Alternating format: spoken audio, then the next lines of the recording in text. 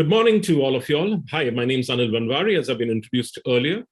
I'm the founder, CEO, and editor-in-chief of the Indiantelevision.com. It's 20 plus years old, and we've been serving the needs of the industry ever since then. And I'm very happy to say that VBS is in its in its 18th year right now. We've been running it forever in different versions. The India Digital Pay TV Summit, IDOS, and now it's, of course, VBS, with broadband becoming so very preeminent and so very ubiquitous almost everywhere.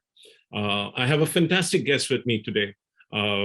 He's been behind the initiatives of the Reliance Group in terms of the cable and broadband distribution. And over the last few years, that they've taken over companies like GTPL, Hathway, and Den Networks, and they've really helped get them into an organized structure, and they've streamlined operations, and they made it a very successful business. Of course, the stock markets will respond in time as they eke out the right kind of value out of the businesses. And I have Mr. Saurabh Sancheti, who heads these businesses for the Reliance Group. He's also the CFO of Reliance Jio. It's lovely to have him here. Saurabh, good morning to you. Hi, everybody, and good morning, and thanks a lot, Anil ji and India Television, for having me here. Great. So, tell us a little bit about your interest in, one is the Reliance Groups, and your interest in in running this operation. Tell us a little background about yourself, please. Yes. So I'm an engineer and MBA by education, graduated out of IIT in electronics and computers, and then straight away went to IIM Ahmedabad, and was following a typical career path. Was doing well in whatever I did, but was still trying to find, I really don't find passion in what I'm doing. I really don't love what I'm doing. And that is when I interestingly entered in Reliance, and the rest is history, because it's too difficult to tell what you love till the time you get it. And the last 8.5 years at Reliance have been the most amazing years of my life. Yeah. So, what you were suggesting, that, working with Reliance changed your perspective. I've heard it from many other people that, the scale that Reliance thinks of and the vision that they have behind every project, it has to be a world-class project. It has to be top of class in terms of... Coming back to the regulation, I think two things are happening in the regulation side. The first thing, if I were to say, is the way actually, the regulator is looking at this business is they're trying to paint everybody with the same brush, whether it is DTH or cable, IPTV, whatever. They say DPO is a DPO, we don't know, you do it. But they are not appreciating the specific nuances and the value that cable specifically brings. And I think, there's unintentionally, although this has been ignored, but this is where the regulators' focus should go on special needs of cable, and it's what you can say, a trickle down impact in terms of the whole economy and the jobs it is generating and the potential it has. See, today nobody can do digitization better than cable, but we just need to enable these people.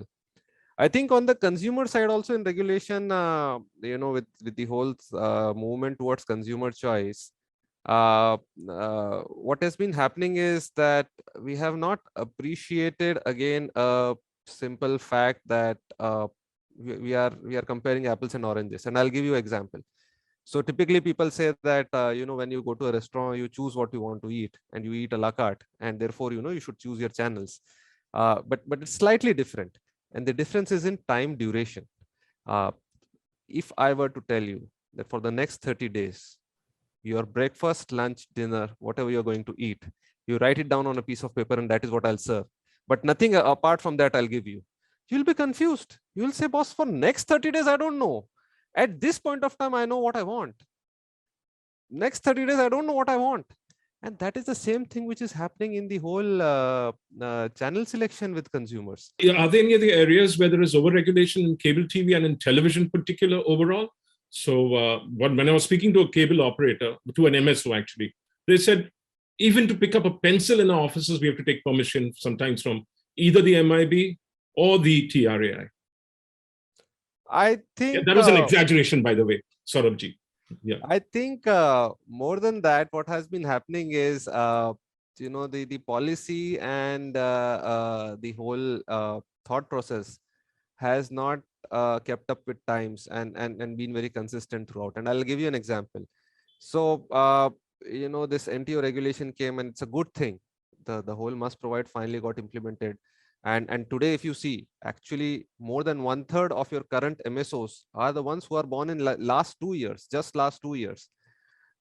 But what this has also done, as with it, is the whole implementation of the law has been very poor. And I'll give you an example. Today, most of these so-called new operators, independents who are there, actually use non-standard Chinese equipment, prone to piracy. Everybody's struggling with it. Broadcasters are struggling with it. And it's you are having a case where there are a lot of fly-by-night operators who just start up a network, offer very attractive services, then wind down and then go out. And what this does is it causes a lot of pain to LCOs and consumers as well. And not to say that use of non-standard equipment, which especially can be tinkered with so easily, is definitely a national security threat as well. So I think largely in cable, the issues are not of overregulation, but on implementation of the laws which exist, and whether it has been implemented properly and uniformly. And I have seen that is where it is lacking. I'll just go a step. I think why it is lacking is, see, unlike, for example, telecom. In telecom, you have a execution body, a monitoring body at each circle, the term cell, which is in detail looking at each violation, in detail looking at each event, and telling what should be corrected. But today in broadcasting and cable, there's no such machinery available at regional level as well. I mean, the only thing you have is TRA, which again is located in Delhi, and MIB, which is located in Delhi. No, but you have nodal officers. You have nodal officers. But they again, they are very few and their powers are very curbed. Do they have a team on ground, for example, which can just go and check the violation on their own? So what they have done is they have left, they have written the law, but they have left the implementation as open. I'll give you an example. For example, in telecom, we have something called as a WPC wing. Yeah. And any citizen can complain that there's an unauthorized emission, unauthorized radio wave at a particular frequency, and WPC has machinery of its own. Most importantly, machinery of its own to go and check. The WPC is the wireless planning, right? Yeah. And you take a contrast today. If there is a violation or there's something, you do have nodal officers, but do they have machinery to go check on their own? What they have left with is, okay, you do a self audit and just declare whatever you want to declare. I think the orderly growth is what is required. That means you still believe that there is growth in the TV business, because many people say that that it may have plateaued, the growth in television. In terms of pay TV, free to air seems to be growing. Pay TV revenues are going up, but not to that extent as they should. And in globally, sports has been a major driver of pay TV globally, and especially video on demand and transaction video on demand. If you go about, see, India has 300 million households, and 200 million have TV. So TV really has deep penetration. And but if you look at pay TV base, you talk to any broadcaster, any other research firm, it tops out at 120 million. So that's 80 million straight there. Those homes which have TV, but we are not there. They are using terrestrial, analog, free dish, etc. And I think where pay TV industry is under pressure is it is getting sandwiched between two people. At the top end, obviously, these people are moving towards the OTT, and the pressure is at the top end from OTT, and at the bottom end they are sandwiched by free dish, and those are a few challenges, and because of the stagnant base and increasing expenses. See, the NCF TRA has kept NCF stagnant. In fact, it has decreased it over time. So LCO's earnings are also now a lot under pressure. If you actually look at a typical LCO today, he's taking home less than 15,000 rupees a month, and that's like barely he's making minimum wages, and there's a multiple of that which he used to earn. So those are the challenges. I think where the growth lies is two broad things which we have to work. The MSOs and broadcasters have to work together for these 80 million base. These 80 million base who have TV today, but who don't have a pay TV connection, can be brought into a pay TV if you have a customized product. And you ask me what that product should be. It should be rupee a day. Rupee a day product. If you are able to work out the economics with broadcaster and LCOs, this is where I believe we'll at least get 30 to 40 million extra users. Now, coming to on the LCO part of thing, what they need to do, I think LCOs also to a large extent need to reinvent themselves. They need to adopt digital technologies so that they are able to give a better service to users, and just keep pace with the moving times. So that is where I think the potential is there, and just these 2-3 small things if we solve, certainly pay TV can at least go 1.5 times from here. Now coming to sports and subscription, see, I think in general, if you see subscription income in my view is linked directly to per capita income levels. Sports definitely globally is one of the drivers for it, but there are others as well, including reality shows, fiction, etc. Now, one thing we have to appreciate is the Indian market is still evolving. And one thing which I've myself seen over the last 10 years is the, I'll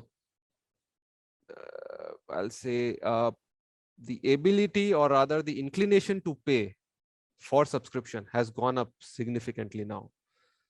10 years back, if you were to talk of a subscription service, people would laugh it away. So clearly it is there. So as India is marching towards a $5 trillion economy, there's a shift in subscription which will happen. It will be really huge.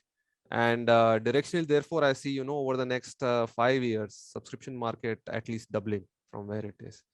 Now coming to, which segment or which medium will take it up. I think it will be split between both OTT and the linear TV. It won't be that OTT takes it all. I at least see it that way. Yeah. So, you're talking about rupee a day model. Could you elaborate a lot more on that? Because to set up a cable infrastructure for, digital is not cheap. You're looking at anywhere between 3 and 5 or 7 crores per head in. Correct me if I'm wrong. Correct. So, anywhere between 3 and 7 crores, depending on the quality of equipment you're using along the way. So how can you afford a rupee a day to a consumer? What is your formula? Yes. So I'll elaborate a bit on it. See, I think the way we have to look at is there is fixed cost and there is marginal cost. And the way to create rupee a day product is you have to run it on a marginal cost model. You can't expect recovery of fixed cost day one. The fixed costs are anyways amortized and realized over your current subscriber base. So I think, as I said, there are 3 players who need to reinvent themselves for this rupee a day model. And I'll start with the first one. If you ask me about broadcasters, I believe, there's this classic saying, they are only worried about their annual and quarterly targets. They are not thinking long term. It's what they call the death by annual plan. And if I were a broadcaster, I would take a step back and I'll say that, okay, next 5 years, can I grow the pay TV universe by 50%? And I'll tell you what, for example, I think is one thing they can fix. Now, when broadcasters are promoting pay TV on free dish, they are actually shooting themselves in the foot. Because you're talking about pay TV channels specifically, not pay TV. Yeah. Pay TV channels, correct. Okay. Pay TV channels on free dish when they run, they are shooting themselves in foot. And because of 3 reasons. First is, these free pay TV channels which are running on free dish, your subscription has anyways gone to 0 there. Second reason being that on top of that, you have to pay a carriage to run it on free dish. And third, and the biggest thing is, no matter how big you become on it, that model, that platform can never give you monetization tomorrow. If you work with a DPO, think of the possibilities. You can see, as people's income level will increase, they'll tend to spend more on subscription. the people who came in or who are just at a free dish equivalent pricing, tomorrow they can take up all your premium pricing. They can become a regular subscriber. You're taking them up the funnel, but no broadcaster is taking that call today. And I think that is again short termism from their point of view. And if you look, for example, from an MSO point of view, I think at an MSO point of view also, the challenge today is that the whole distribution network will need to re-architect. Today, the way we are looking at the whole cost structure of the distribution, that will re-architect. And where my thoughts there are is that today bandwidth has become very, very cheap. Can you have on a large scale multicast arrangement where you can have a very low cost of delivery to each and every gram panchayat? Maybe you can leverage BBNL. And secondly, on the set-top boxes also, from the current 800 rupee price point, they'll have to work it down. They'll have to kind of value engineer it and bring that price point down. And that I think is fairly doable. But in this process where you're doing away with the high touch business, that's the only thing that the LCO has as far as the consumer is concerned, because he's been dropped out of the value chain in terms of distribution. He's got his own cable connections, which are supplying to. So if he keeps a high touch, distinct approach, the fear is that he lose control of the last mile. See, I think that is where that fear has to is a bit unfounded. I think what I've seen is that there's little rationality, and I'll tell you why. I do understand India is a high touch market and high touch is their capability, but I'm not asking them to be to remove their touch everywhere. I'm asking them to give the convenience to users. So, for example, if a consumer has to pay the bill, why should he have to get the collection boy to his home? Especially in this COVID times, a lot of people are wary about people movement, and the collection boys is also risking their life by more exposure. Why can't it be online? Today, even municipal bills and taxes I can pay online. I think that is something which is truly possible. If you look at the channel selection, for example, the whole channel selection on a printed paper form, it's impossible. It's impossible. I won't be able to know the total until I do it manually, and it's so cumbersome. The prepayment side, I understand prepayment, which is something which you and Next Digital are pushing in a big way, and so are the other evolved platforms are pushing the prepayment option and the online selection. But again, the fear is a long-term pack. All those things are possible today. The adoption is lower. The adoption is lower because, as you rightly said, what advantage it has and how it can actually help LCO increase his earnings is something which the LCOs have not appreciated till now. This is something which we have because they believe they'll get eliminated. Yeah, I mean, so it's fear. Yeah, I get it that the LCOs have to evolve, they have to change. So what are the opportunities you're seeing in cable TV as far as your three different, now they're probably becoming one, they're separate listed companies. What are the opportunities you're seeing for DEN, GTPL, and Hathway in terms of where do you see the opportunities, more in video or in data? I think the linear TV model has a lot of juice left in it. I explained the way I'm looking at homes, and I'll just re-summarize how I look at Indian home in terms of video consumption. See, so you have 300 million homes. There's a top tier of 25 million homes today who has pay TV, who has fixed line connectivity, and who has a large OTT consumption. And the number of these 25 million is growing very rapidly thanks to Jio and its intervention. And this is where the whole consumption and the way it will shift is more and more towards on demand from linear. Then there's the second set of users, which I say the second set of households, the 100 million layer below it. And there, these are again mostly urban. Almost 70% of them are urban. and they are consuming on the large screen, they consume only through linear TV. So that is the thing. But for on demand, they go to the private screen of mobile. And that again, this segment will slowly move into the first segment. And that is where again we are already there. The third segment, which is where we are not present. So these are these 80 million homes which have a TV today, but do not have any linear TV or a pay TV subscription. And I believe as income levels increase, as you are able to give more and more content which is suitable to them and more services which are suitable to them, these are the homes where truly you can tap in and get a huge market base. And finally, you have the 100 million homes which don't even have a TV today. And we should not ignore those, because eventually they will also move into TV ownership. See, as economy prospers, today India is at a 2,500, 3,000 per capita income level.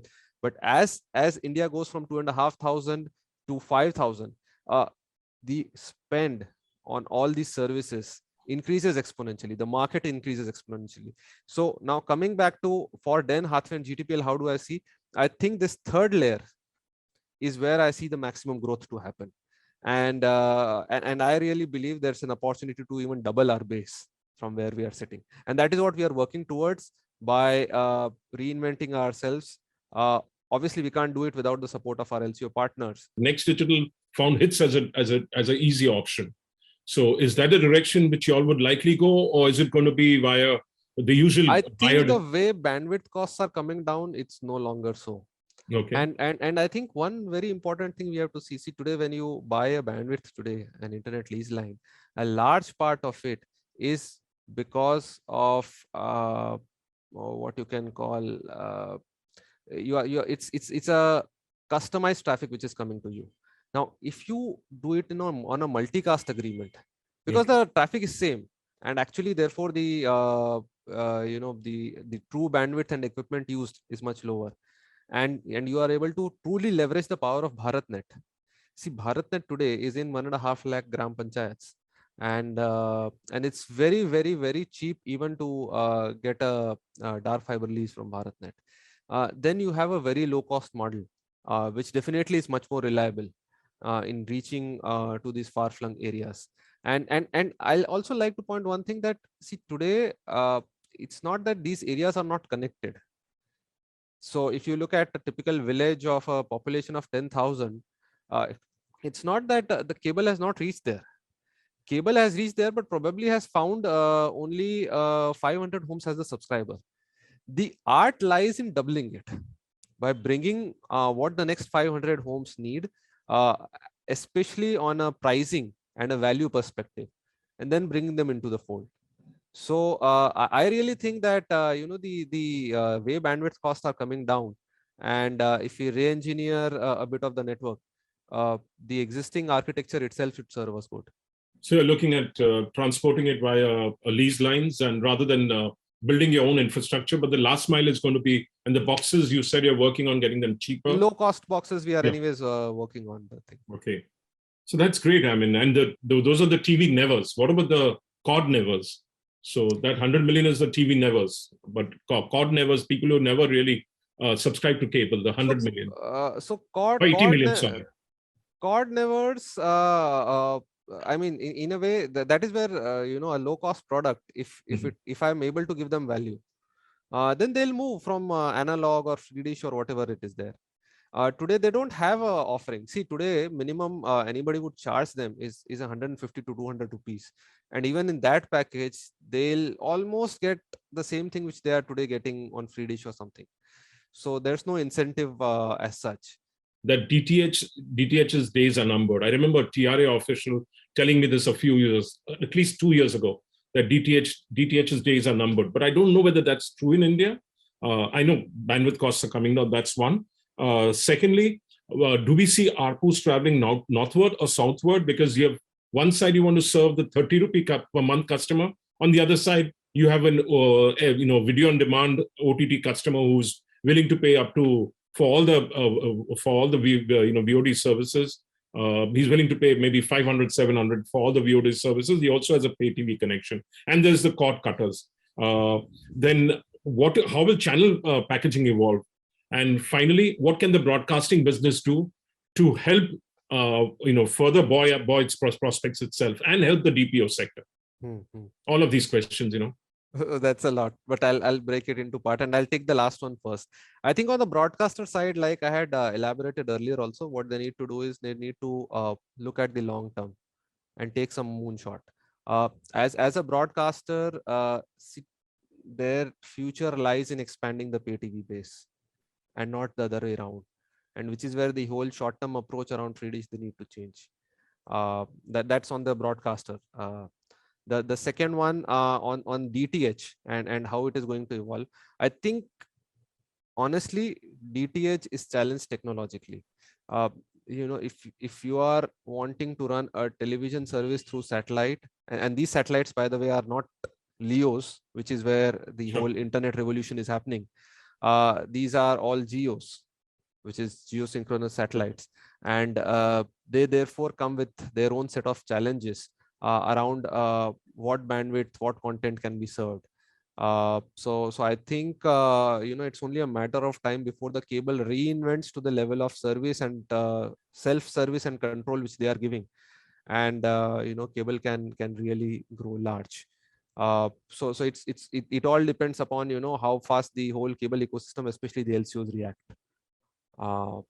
Then what were the other ones? Sorry. ARPUs, are they going to move? ARPUs. I think ARPUs, because it's pressure, and then of course the packaging side.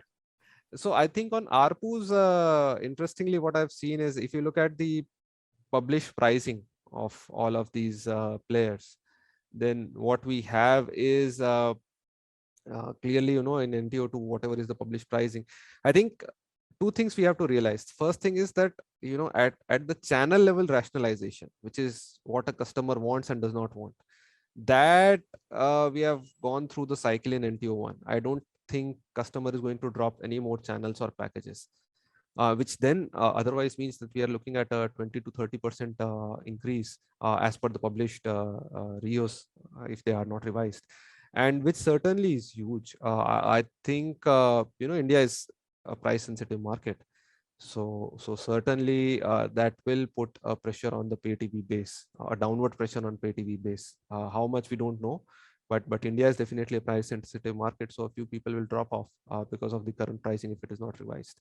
And looking at how packaging is evolving, I think I'll just draw the attention to one of the things I talked about, which is you have to understand that when you are choosing a channel, then you have to choose 30 days in advance. And now the second thing is, you really don't, within that also, you don't know what episode, what movie is going to come on what channel beforehand. So it's beyond the point of time, driving it to more a la carte is doing more harm than good per se. And at some need at consumer level, there is definitely a need for the bouquet of services or a larger variety being present.